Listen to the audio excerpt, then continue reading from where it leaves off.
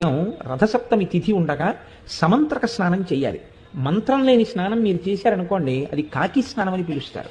దానివల్ల ప్రయోజనం ఏమి ఉండదు. జిల్లేడాకులు రేగుపళ్ళు తల మీద పెట్టుకుని నేను పోసుకున్నానండి అన్నారనుకోండి, దానికి ఏం ఉపయోగం ఉండదు. సమంత్రకమే చేయవలసి ఉంటుంది స్నానాన్ని. దాన్ని మంత్రస్వరూపాన్ని ఏం చేస్తారంటే అందరికీ అందుబాటులోకి తీసుకురావడం కోసం మంత్రం అంటే అంగన్యాస కరన్యాసాలు ఉండాలి, ఒక ఉపదేశం ఉండాలి. ఇవన్నీ మళ్ళీ అందరికీ ఎలా అందుబాటులోకి వస్తాయి? మళ్ళీ అందరూ దీని ఫలితాన్ని ఎలా పొందుతారు? ఇప్పుడు ఆ మంత్రాన్ని శ్లోక రూపం చేస్తారు, అంటే ఇంకా అనుగ్రహిస్తారు. ఇప్పుడు మీరు ఆ శ్లోకం చెప్పిన తరువాత రేగుపళ్ళు జిల్లేడు పళ్ళు తల మీద పెట్టుకుని అప్పుడు నీళ్లు పోసుకుంటే అవి జారి కింద పడిపోతాయి.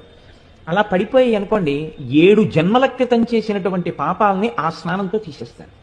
అది ఎప్పుడు ఉంటుంది అంటే ఒక్క రథసప్తమి నాడు మాత్రమే ఇస్తారు.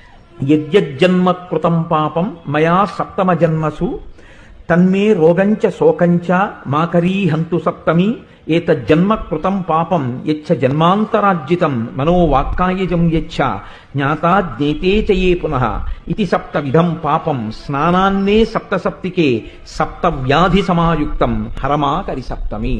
7 జన్మలలో 7 రకాలుగా చేసినటువంటి పాపముల వలన నేను పొందబోతున్నటువంటి 7 రకములైన భయంకర వ్యాధులు ఏవున్నాయో వాటితో సహా ఓ సప్తమి, నేను ఈ రోజు ఉదయం చేస్తున్నటువంటి ఈ స్నానము చేత ఆ దురితము తొలగుగాక అని సంకల్పం చేసి ఎవరు స్నానం చేస్తారో వారికి ఆ పాపాన్ని తొలగిస్తారు.